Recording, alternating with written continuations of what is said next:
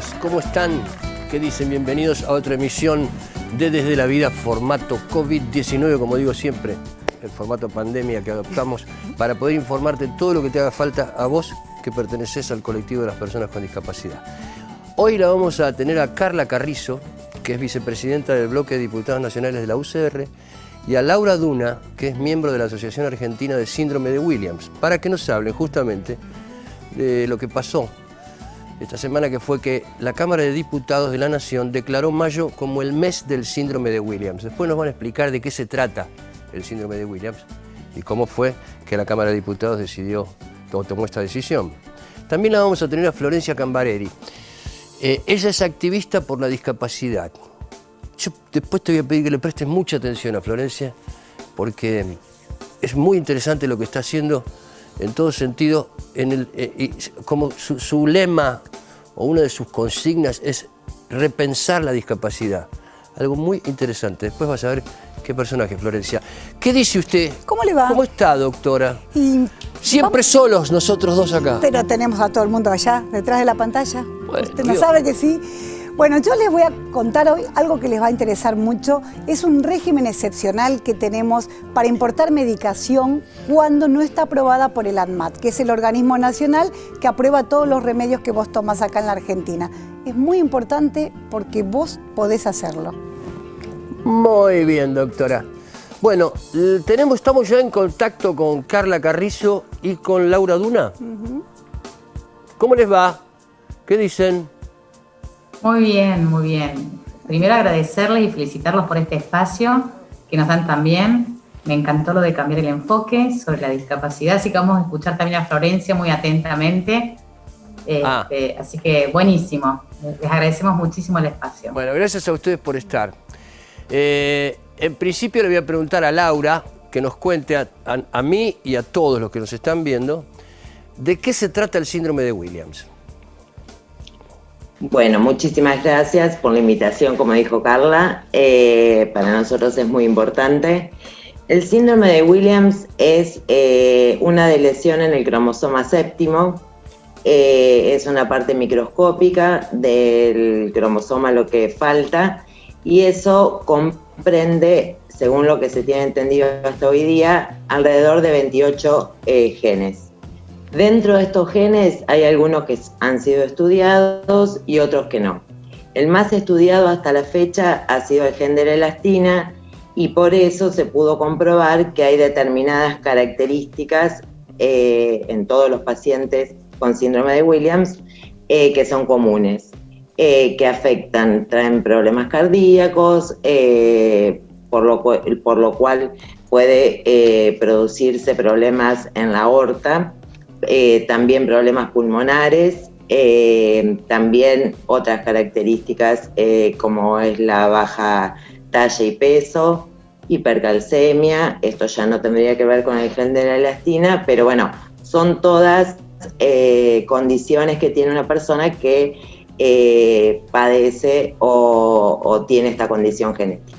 Decime, y ustedes como grupo minoritario, ¿cómo se venían manejando respecto a las necesidades que tiene esta enfermedad tan atípica? Bueno, a pulmón. La verdad que a pulmón, porque este es un trabajo hecho por los padres. La asociación tiene un poco más de 20 años. Se empezó reuniéndose en una plaza, literal es esto, donde se empezaron a reunir padres que encontraban un vacío legal en primer lugar. Como suele pasar en muchos casos de enfermedades poco frecuentes, siempre son padres que se juntan, ¿sabes? Lo hemos visto muchas veces. Claro, las problemáticas son variadas, la falta de información, es un síndrome catalogado como tal con poco tiempo. Su descubrimiento y determinación y adquirió ese nombre data del año 1968, es decir que para este tipo de cosas es poco tiempo. Muy nuevo. Pero en el transcurso de ese poco tiempo hay muchas vidas en juego, y bueno, lo que se trató es de unir experiencias, que así comenzó la asociación, uniendo experiencias de los padres, intercambiando las mismas y bueno, y logrando avanzar cada uno desde su lugar y con la impronta propia de cada familia, obviamente. Bueno, para ilustrarnos un poquito más, tenemos un spot que queremos pasar para ilustrarnos un poco más sobre el proyecto del síndrome de Williams. Vamos a verlo. Hola. Hola, soy Agustín. Hola, soy María. Hola, soy Tomás. Hola, yo soy Diego, ella Julia. Tengo síndrome de Williams y necesitamos tu ayuda. Hay muchas argentinas y argentinos que no tienen el diagnóstico. Y en esta pandemia somos un grupo de riesgo. Estoy bastante preocupada por el tema de la salud, por el coronavirus. Tenemos problemas cardiológicos y pulmonares. Que nos ayudemos como yo hice el tratamiento. Es importante que salga la ley. La ley de concientización. Necesito que aprueben la ley de Congreso. Ayudarnos a firmar la petición. Ayudarnos firmando la petición. Gracias. Muchas gracias. Gracias, te amo. Necesitamos que entren la ley para mirar nuestra salud. Chao.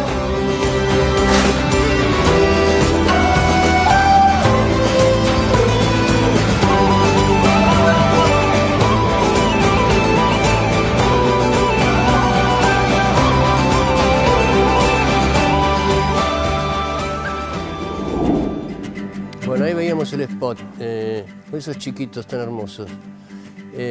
Carla, te pregunto, ¿cómo tomaste contacto con este tema? ¿Hace mucho, hace poco? ¿Cómo lo abordaste esto? Mira, yo trabajo mucho en infancia, adolescencia. La verdad que somos un grupo de diputadas que trabajamos, obviamente, con temas transversales como infancia, adolescencia, mujer, en fin. Hasta hace poco tiempo, mujeres y niñas, también minorías. Entonces tenemos como una red de contactos y demás. Y por supuesto también a través de un amigo que me dijo, tenemos este tema, Carla, y me pareció importantísimo poder darle visibilidad. Así que empezamos la campaña de incidencia. Y porque la verdad que es un tema que atraviesa muchas familias y como dicen, el mundo es pequeño.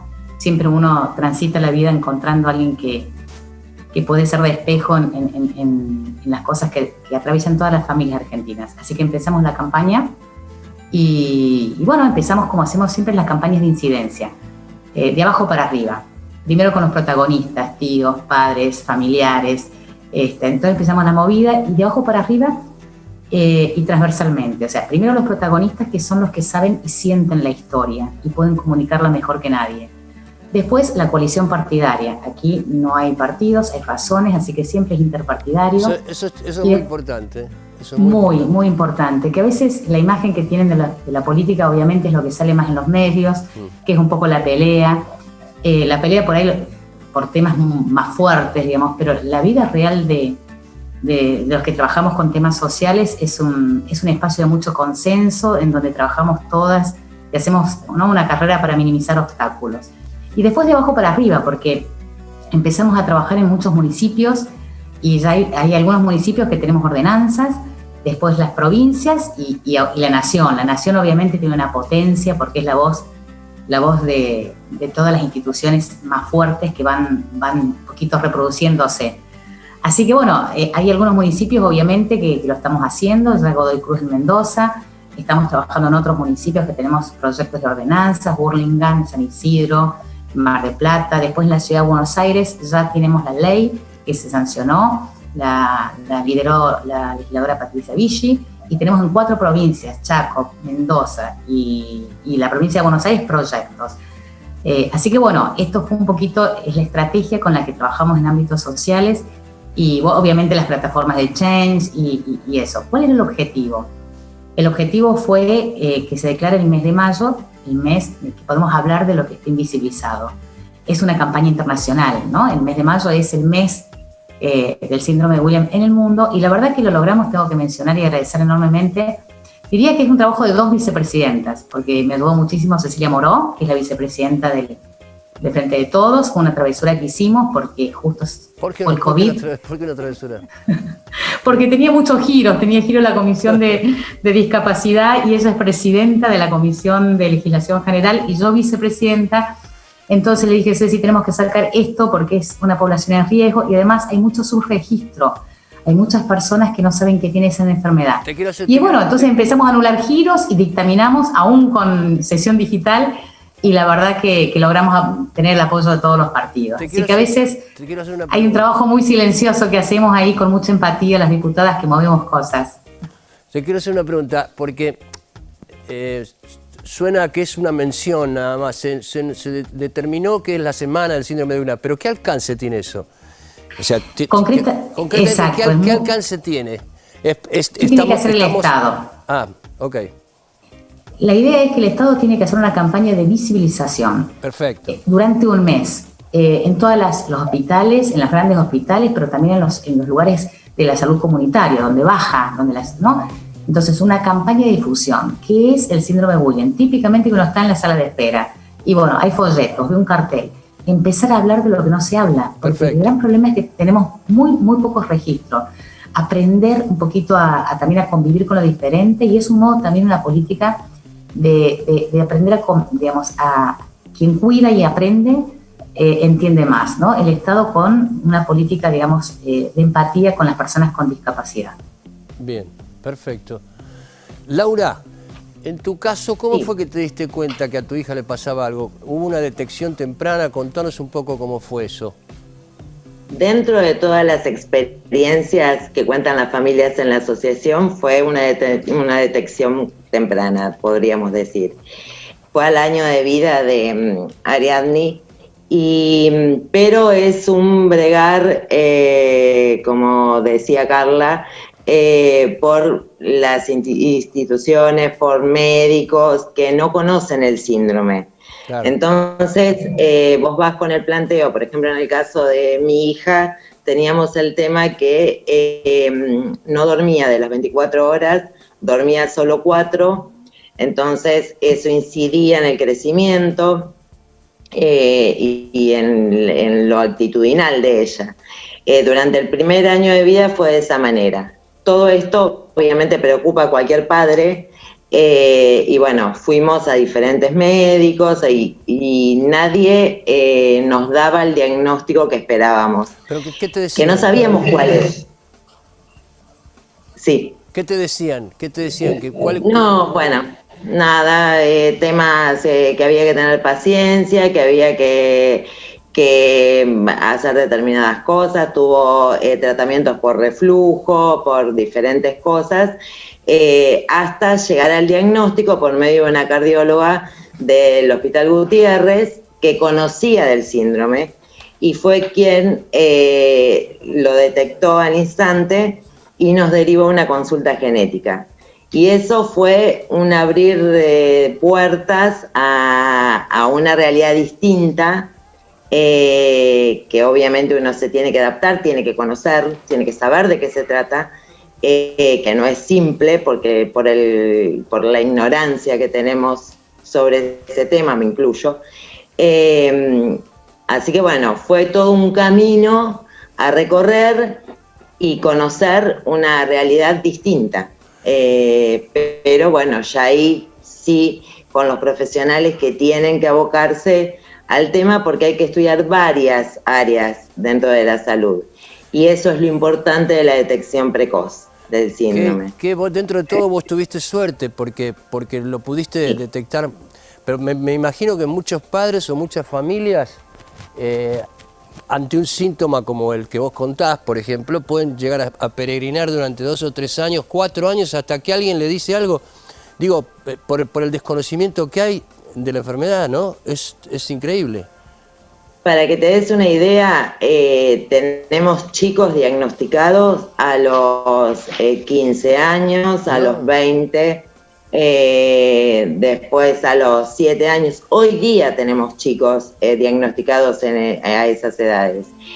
Y tenemos algo muy también importante, que cuando no pasa por un tema de salud, porque después, con el correr de los años, al crecer ya estos cólicos desaparecen, pierden un momento muy importante de su vida porque no logran el desarrollo en cuanto al conocimiento y la escolarización que debieran lograr. Me imagino, y eso es sumamente importante porque esto incide de manera directa en lo que va a ser la vida de adulto de esos chicos. Claro. Y esa es nuestra gran preocupación y por eso agradecemos muchísimo esta iniciativa y el hecho de haberse puesto al hombro la ley, que es lo que hizo Carla realmente. Bueno, acá la tengo a la doctora Silvina. ¿Usted quiere hacer alguna pregunta, doctora? Pero sí, me encantaría. Hola, ¿cómo les va a ustedes? Yo tengo una pregunta que tiene que ver con las coberturas, mi gran preocupación. ¿Qué pasa con las obras sociales, las empresas de medicina prepaga, con todas las coberturas de prestaciones, tanto de recursos humanos como medicamentosos? ¿Les cumplen en el síndrome de Williams? Hay todo un tema, es un mundo ese, y bueno, es especialista en discapacidad, así que este mundo es compartido por es una pregunta que podrían contestar las dos, en realidad. Ojo que la doctora es el terror de las prepagas y de las obras sociales. Así que es una pregunta. Bien, entonces estamos con la persona indicada. No, porque ¿sabés por qué te lo digo, Carla? Porque es muy interesante cuando lo que vos dijiste antes. A veces nosotros tenemos unas imágenes de los políticos, sobre todo nosotros haciendo este programa durante tantos años. A veces tenemos imágenes de los políticos que este tipo de temas los abordan esporádicamente, ¿viste? Hemos visto casos como el síndrome de Williams a lo largo de... Hace 14 años que estamos haciendo este programa, imagínate la cantidad de casos que vimos. Y me parece interesante que vos trabajes con políticas asociadas a las minorías, ¿no? Me parece interesante. Y hay dos cosas muy importantes que vos preguntaste y que me olvidé y ahora las quiero decir. También esto no solamente sirve para instalar en todo lo que son los médicos, el ámbito, los agentes de salud, para aprender a reconocer el síntoma, sino también para visibilizar las investigaciones que se están haciendo, ¿no? Los investigadores están investigando el síndrome, el Centro Nacional de Genética Médica, así que también ahora que viene el presupuesto, debatimos el presupuesto en septiembre, es también poder luchar para que se sigan haciendo investigaciones. Ahora que con todo el tema del COVID hemos descubierto la importancia de los investigadores en medicina y hay un centro que trabaja sobre todo lo que es la genética médica. Así que también es posicionar a esos investigadores para que se empiece a hacer un circuito de conocimiento y de cuidado más sostenido. Y después, lo que dijeron ahí es fundamental, como a veces hay una detección tardía, los pediatras siempre piden el tema de que no se demoren en solicitar el certificado único de discapacidad para poder acompañar todo lo que es el acompañamiento terapéutico, que no es solamente de medicamentos, sino también de mucha terapia, digamos, ocupacional y de estimulación. Entonces, cuanto más demoremos en la detección y más al acceso, digamos, del dispositivo que tiene el Estado para poder acceder al cuidado, bueno, son oportunidades que se pierden. Así que también eso es muy importante, pedir pronto el certificado único, ¿no?, de discapacidad. Hablando del certificado único de discapacidad, Laura, viste que algunos padres dudan aceptar que su hijo tiene dudan en aceptar que su hijo tiene una discapacidad, sobre todo en casos como este, digo. Pero para nosotros el CUD es fundamental, para todo. ¿Vos crees que también es un estigma para los chicos? A ver, lo que pasa es que uno como padre o madre tiene que adaptarse a la idea de aprender, como dije al principio, sobre qué se trata el síndrome que tu hijo tiene. De ahí en más abrís un abanico de posibilidades, pero frente al conocimiento concreto de qué se trata, saber cómo actuar, el tener, como decía Carla y la doctora, el tener los medios sin mayores escollos para llegar al diagnóstico preciso, ver si se trata de un tema de salud. Nos pasa a nosotros que por ahí hay temas de salud que son los primeros a solucionar, obviamente, y después necesitamos de todo un apoyo multidisciplinario que se requiere. Entonces, todo eso lleva. Primero es el padre o madre que tiene que se entera, que toma conocimiento del síndrome, ver de qué se trata. Eso ya es un shock por la ignorancia propia que tenemos. De ahí en más tenemos el batallar de todo lo médico, como ya hablamos, y hasta llegar al certificado único de discapacidad. Que en algunos casos en la misma asociación nos pasa que hay gente que se resiste a la idea, sobre todo a edad temprana, pero inevitablemente lo requerís porque la obra social lo prepaga, te lo requiere. Así que es un trámite indispensable a realizar. O sea, más que una cuestión de ver si estoy decidida a dar este paso, pasa por una cuestión de necesidad.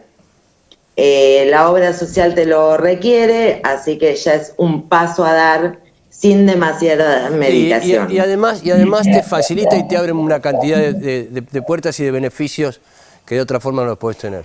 Bueno, a ver, tenemos tiempo para una pregunta más de la doctora, ¿sí? Doctora. Más que nada contestarle o hacerle la siguiente consulta a ustedes. Estamos ante una patología que, mejor dicho, es un síndrome, o sea, es un conjunto de signos y síntomas, no es patología per se, pero ¿no está encuadrada dentro de las enfermedades poco frecuentes que tiene un régimen legal autónomo? Sí, claro.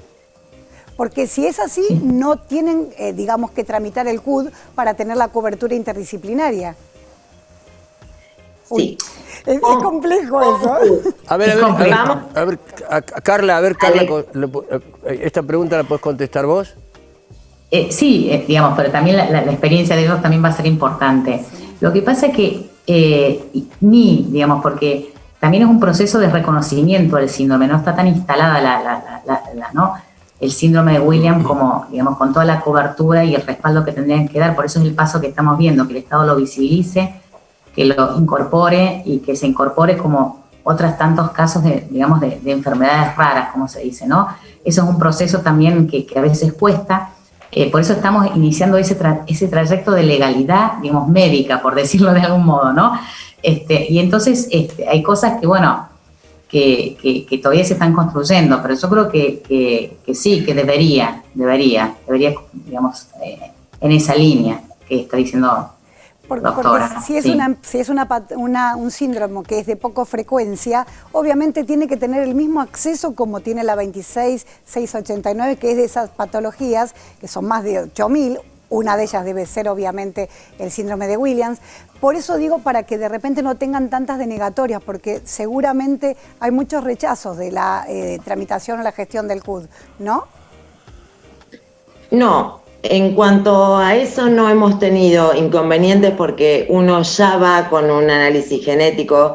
En realidad, para determinar esto que conté al principio, que es esta de lesión del cromosoma séptimo, se realiza mediante un análisis que se llama FISH. Eso es una extracción de sangre. ¿Cómo es FISH, no? FISH. F-I-S-H, FISH. Exacto. Es la extracción de sangre, eso con lo cual se hace un análisis genético, como ya dije, y se inserta en la cadena de ADN un reactivo fluorescente. Cuando el reactivo fluorescente florece en la parte del cromosoma séptimo que falta, es porque existe lo que se llama el síndrome de Williams. Ese sería el diagnóstico, no es invasivo, como se podrá ver, es algo muy simple. Entonces uno va a solicitar el CUD con el certificado, el informe genético. Claro. Entonces eso no suele ser muy complicado, al menos en la experiencia que tenemos como asociación. Bueno, Lo que sí es muy complicado es el resto de las cosas. Con las obras sociales, que era el tema que habíamos hablado antes. Bueno, les agradecemos mucho por toda esta información. Gracias a las dos por estar. Y ya saben, les digo a las dos, que si necesitan que nosotros amplifiquemos algún mensaje, comuniquemos algo, acá estamos para eso, para siempre, cuando ustedes lo necesiten. Bueno, cuando llegue el Senado y la apruebe, le vamos a llevar la noticia para que festejemos un sábado a la mañana. Por favor, te lo pido. Que esperemos que sea pronto, ya lo vamos a meter. Ojalá que vuelva toda la normalidad o que la anormalidad deje de ser la normalidad y entonces vengan a festejar al piso cuando sea ley. Dale, les mando un beso a las dos. Bueno, Chau. muchísimas gracias. Gracias a ustedes. Gracias a ustedes. Chao. Gracias por la invitación. Bueno, interesante, doctora. Muy esto. lindo. Bueno, vámonos a un corte y enseguida venimos.